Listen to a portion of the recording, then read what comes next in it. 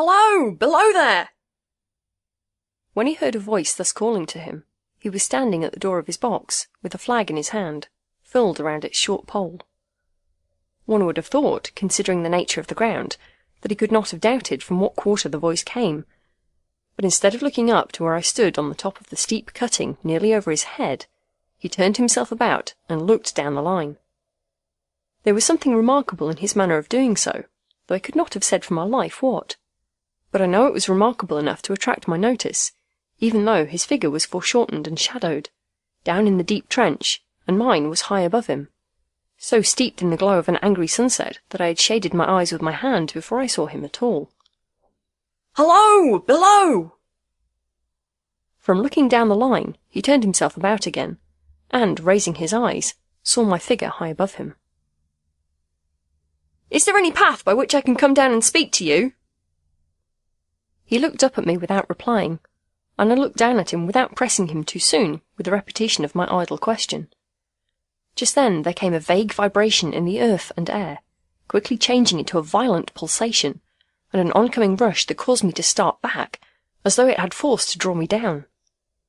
When such vapour as rose to my height from this rapid train had passed me, and was skimming away over the landscape, I looked down again, and saw him refurling the flag he had shown while the train went by. I repeated my inquiry. After a pause, during which he seemed to regard me with fixed attention, he motioned with his rolled-up flag towards a point on my level, some 200 or 300 yards distant. I called down to him, "All right!" and made for that point. There, by dint of looking closely about me, I found a rough zigzag descending path notched out, which I followed. The cutting was extremely deep and unusually precipitate. It was made through a clammy stone that became oozier and wetter as I went down. For these reasons, I found the way long enough to give me time to recall a singular air of reluctance or compulsion with which he had pointed out the path. When I came down low enough upon the zigzag descent to see him again, I saw that he was standing between the rails on the way by which the train had lately passed, in an attitude as if he were waiting for me to appear. He had his left hand at his chin, and that left elbow rested in his right hand, crossed over his breast. His attitude was one of such expectation and watchfulness that I stopped a moment, wondering at it. I resumed my downward way, and stepping out upon the level of the railroad, and drawing nearer to him, saw that he was a dark, sallow man, with a dark beard and rather heavy eyebrows. His post was in as solitary and dismal a place as ever I saw. On either side a dripping wet wall of jagged stone, excluding all view but a strip of sky, the perspective one way only a crooked prolongation of this great dungeon, the shorter perspective in the other direction terminating in a gloomy red light, and the gloomier entrance to a black tunnel, in whose massive architecture there was a barbarous, depressing, and forbidding air. So little sunlight ever found its way to this spot that it had an earthy, deadly smell, and so much cold wind rushed through it that it struck chill to me, as if I had left the natural world. Before he stirred, I was near enough to him to have touched him. Not even then removing his eyes from mine, he stepped back one step and lifted his hand. This was a lonesome post to occupy, I said, and it had riveted my attention when I looked down from up yonder. A visitor was a rarity, I should suppose, not an unwelcome rarity, I hoped. In me, he merely saw a man who had been shut up within narrow limits all his life, and who, being at last set free, had a newly awakened interest in these great works. To such purpose I spoke to him, but I am far from sure of the terms I used, for, besides that I am not happy in opening any conversation, there was something in the man that daunted me. He directed a most curious look toward the red light near the tunnel's mouth, and looked all about it as if something were missing from it, and then looked at me. That light was part of his charge, was it not? He answered in a low voice, "Don't you know it is?" The monstrous thought came into my mind, as I perused the fixed eyes and the saturnine face, that this was a spirit, not a man. I have speculated since whether there may have been an infection in his mind. In my turn I stepped back, but in making the action I detected in his eyes some latent fear of me. This put the monstrous thought to flight. "You look at me," I said, forcing a smile, "as if you had a dread of me." "I was doubtful," he returned, "whether I had seen you before." "Where?" He pointed at the red light he had looked at. "There?" I said. Intently watchful of me, he replied, but without sound, "Yes." "My good fellow, what should I do there?" "However, be that as it may, I never was there, you may swear." "I think I may," he rejoined. "Yes, I am sure I may." His manner cleared, like my own. He replied to my remarks with readiness, and in well-chosen words. Had he much to do there? Yes. That was to say, he had enough responsibility to bear, but exactness and watchfulness were what was required of him, and of actual work, manual labour, he had next to none. To change that signal, to trim those lights, and to turn this iron handle now and then, was all he had to do under that head. Regarding those many long and lonely hours of which I seemed to make so much, he could only say that the routine of his life had shaped itself into that form, and he had grown used to it. He had taught himself a language down here, if only to know it by sight, and to have formed his own crude ideas of its pronunciation could be called learning it. He had also worked at fractions and decimals, and tried a little algebra, but he was, as he had been as a boy, a poor hand at figures. Was it necessary for him, when on duty, always to remain in that channel of damp air, and could he never rise into the sunshine from between these high stone walls? Why, that depended on times and circumstances. Under some conditions there would be less upon the line than under others, and the same held good as to certain hours of the day and night. In bright weather he did choose occasions for getting a little above these lower shadows, but being at all times liable to be called by his electric bell, and at such times listening for it with a redoubled anxiety, the relief was less than I would suppose. He took me into his box, where there was a fire, a desk for an official book in which he had to make certain entries, a telegraphic instrument with its dial, face, and needles, and the little bell of which he had spoken. On my trusting he would excuse the remark that he had been well educated, and, I hoped I might say without offence, perhaps educated above that station, he observed that instances of slight incongruity in such wise would rarely be found wanting among large bodies of men, that he had heard it was so in workhouses, in the police force, even in that last desperate resource, the army, and that he knew it was so, more or less, in any great railway staff. He had been, when young, if I could believe it, sitting in that hut, he scarcely could, a student of natural philosophy, and had attended lectures, but he had run wild, misused his opportunities, gone down and never risen again. He had no complaint to offer about that. He had made his bed, and he lay upon it. It was far too late to make another.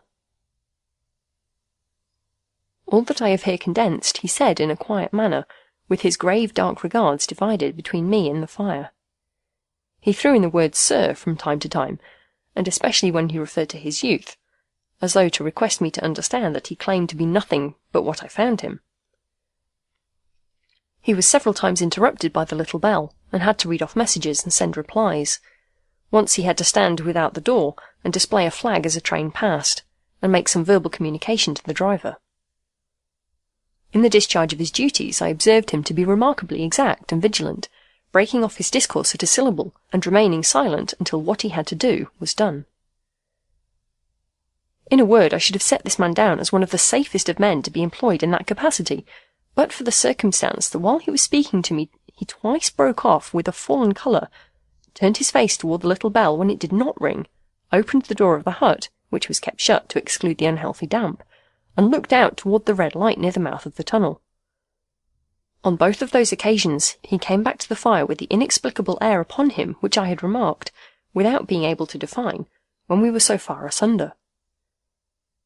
Said I, when I rose to leave him, "You almost make me think that I have met with a contented man." I am afraid I must acknowledge that I said it to lead him on. "I believe I used to be so," he rejoined, in the low voice in which he had first spoken. "But I am troubled, sir, I am troubled." He would have recalled the words if he could. He had said them, however, and I took them up quickly. "With what? What is your trouble?" "It is very difficult to impart, sir. It is very, very difficult to speak of. If ever you make another visit, I will try to tell you." "But I expressly intend to make you another visit. Say, when shall it be?" "I go off early in the morning, and I shall be on again at 10 tomorrow night, sir." "I will come at 11. He thanked me, and went out at the door with me.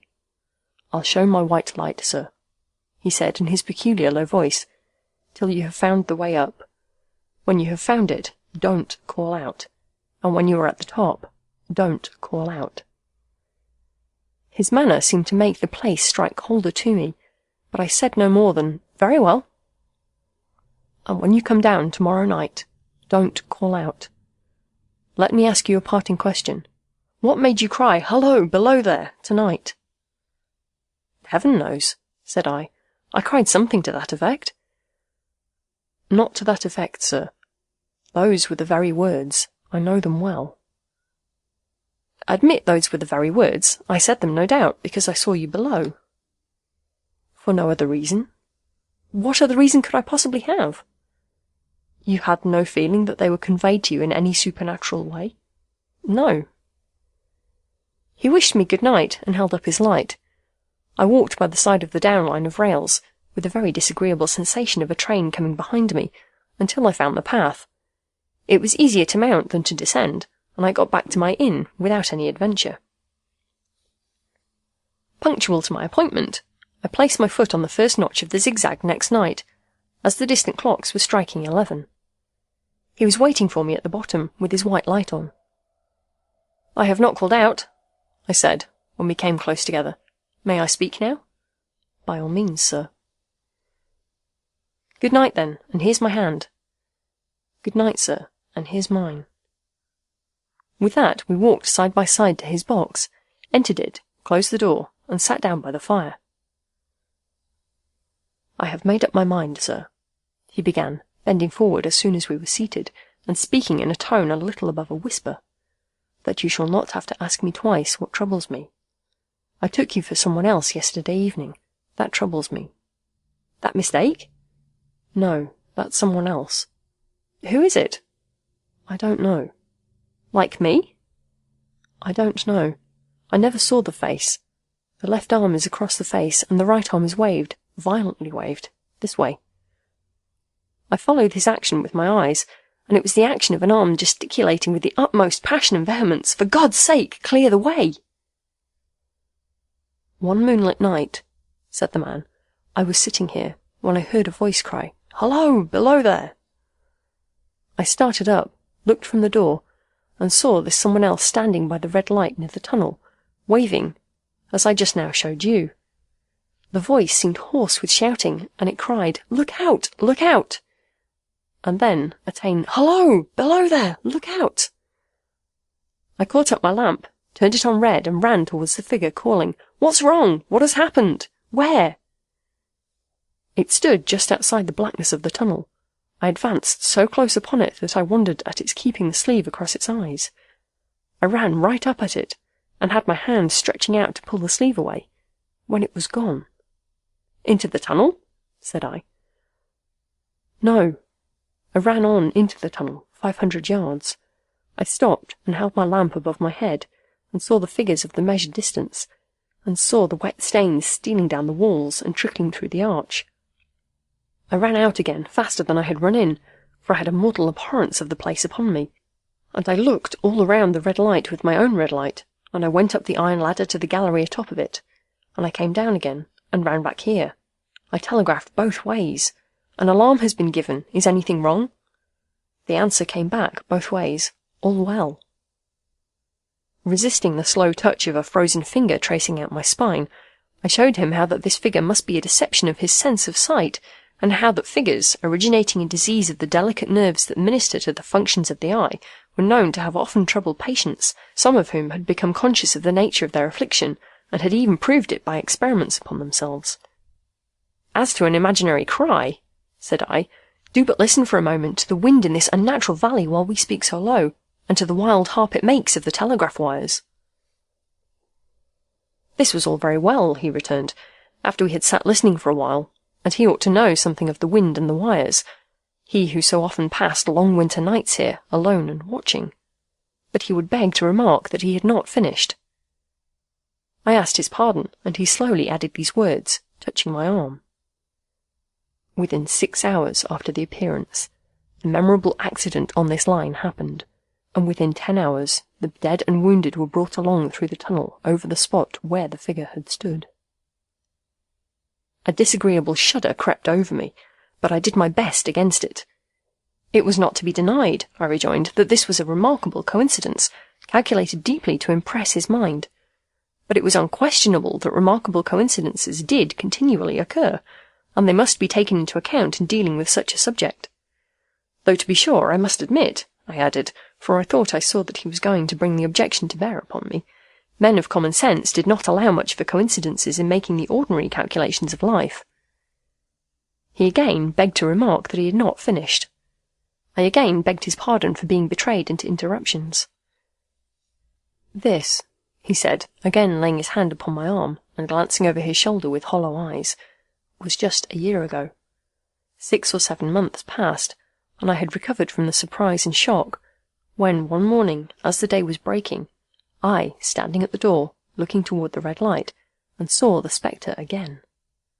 He stopped with a fixed look at me. Did it cry out? No, it was silent. Did it wave its arm?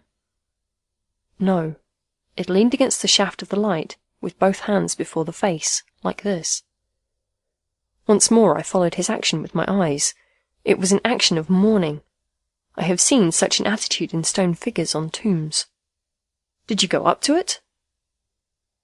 I came in and sat down, partly to collect my thoughts, partly because it had turned me faint. When I went to the door again, daylight was above me, and the ghost was gone. But nothing followed, nothing came of this.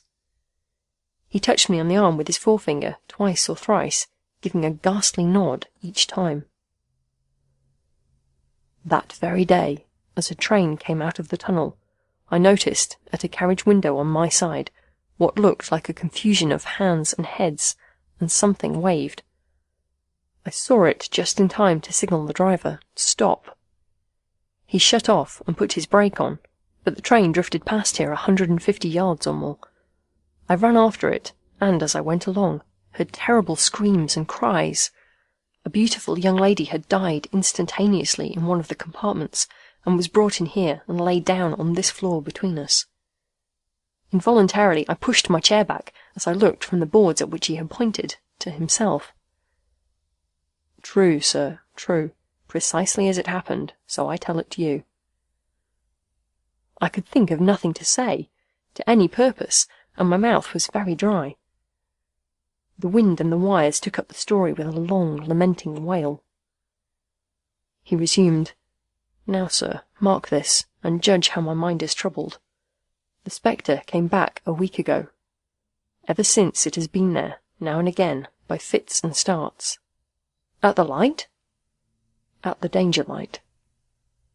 "What does it seem to do?" He repeated, if possible with increased passion and vehemence, that former gesticulation of, "For God's sake, clear the way!" Then he went on, "I have no peace or rest for it. It calls to me for many minutes together in an agonized manner.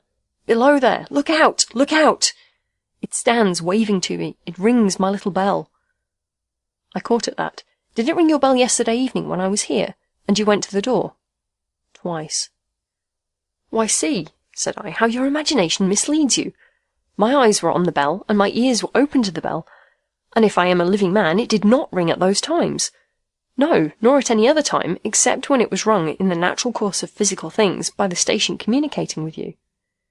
He shook his head. "I have never made a mistake as to that yet, sir. I have never confused the spectre's ring with the man's.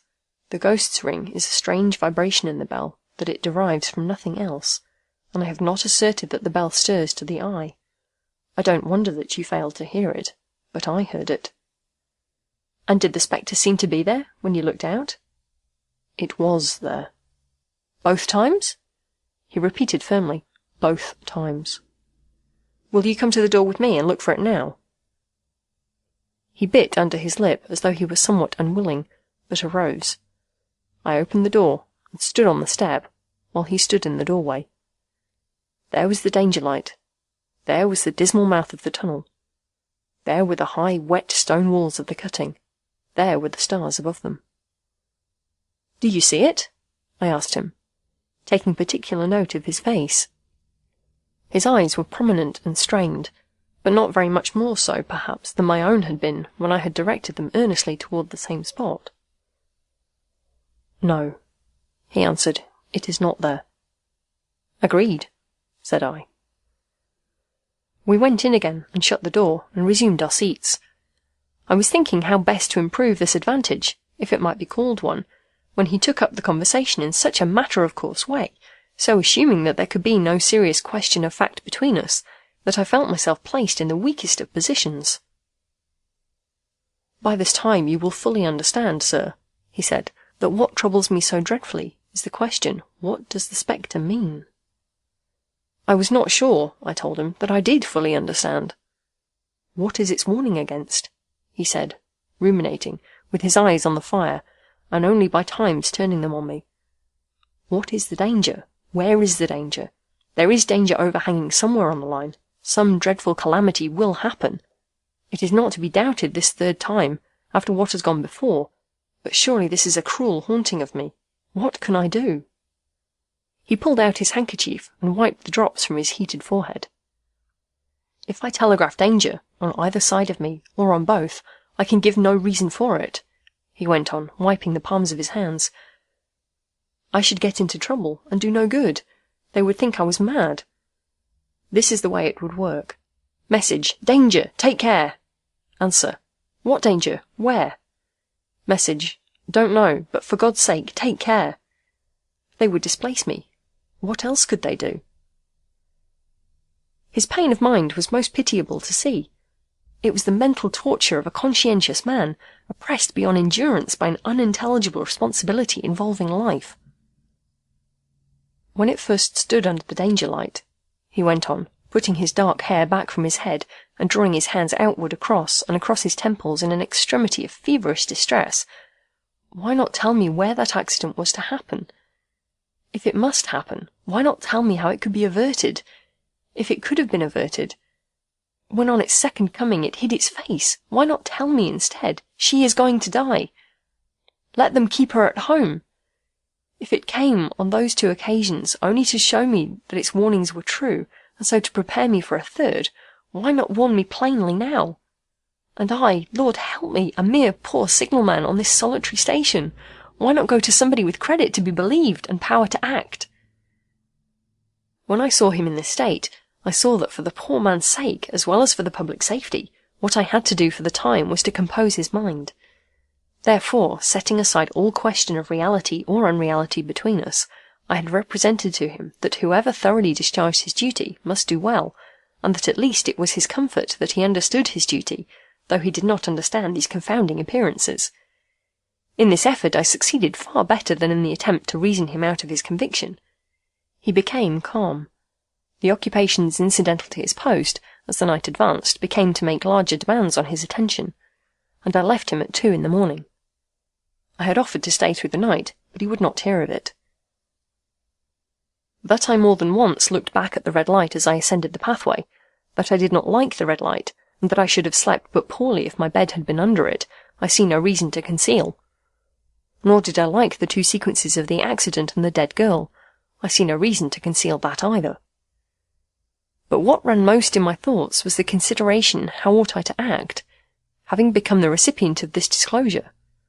I had proved the man to be intelligent, vigilant, painstaking, and exact, but how long might he remain so, in his state of mind? Though in a subordinate position, still he held a most important trust, and would I, for instance, like to stake my own life on the chances of his continuing to execute it with precision? Unable to overcome a feeling that there would be something treacherous in my communicating what he had told me to his superiors in the company, without first being plain with himself and proposing a middle course to him, I ultimately resolved to offer to accompany him, otherwise keeping his secret for the present, to the wisest medical practitioner we could hear of in these parts, and to take his opinion. A change in his time of duty would come around next night, he apprised me, and he would be off an hour or 2 after sunrise, and on again soon after sunset. I had appointed to return accordingly. Next evening was a lovely evening, and I walked out early to enjoy it. The sun was not yet quite down when I traversed the field path near the top of the deep cutting. I would extend my walk for an hour, I said to myself, half an hour on and half an hour back, and it would then be time to go to my signalman's box. Before pursuing my stroll, I stepped to the brink and mechanically looked down from the point from which I had first seen him. I cannot describe the thrill that seized upon me when, close at the mouth of the tunnel, I saw the appearance of a man, with his left sleeve across his eyes, passionately waving his right arm. The nameless horror that oppressed me passed in a moment, for in a moment I saw that this appearance of a man was a man indeed, and that there was a little group of other men, standing at a short distance, to whom he seemed to be rehearsing the gesture he made. The danger light was not yet lighted. Against its shaft a little low hut, entirely new to me, had been made of some wooden supports and tarpaulin. It looked no bigger than a bed.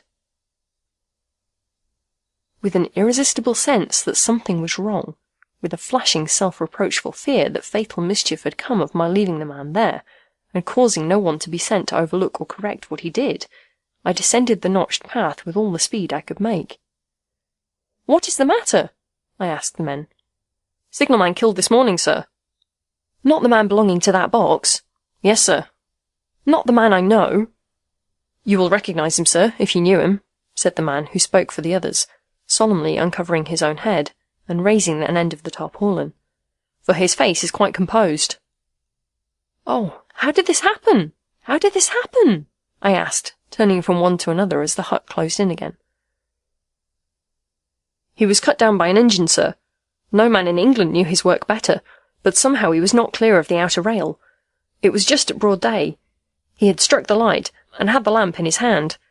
As the engine came out of the tunnel, his back was towards her, and she cut him down. That man drove her, and was showing how it happened.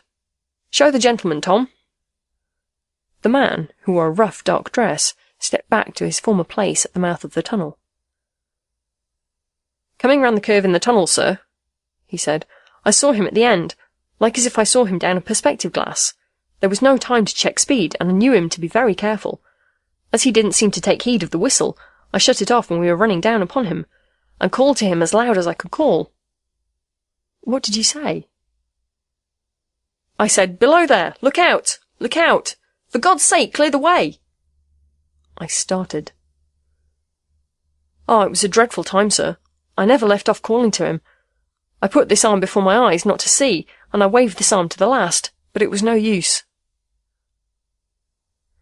Without prolonging the narrative to dwell on any one of its curious circumstances more than on any other, I may, in closing it, point out the coincidence that the warning of the engine driver included not only the words which the unfortunate signalman had repeated to me as haunting him, but also the words which I myself, not he, had attached, and that only in my own mind, to the gesticulation he had imitated. End of The Signalman by Charles Dickens.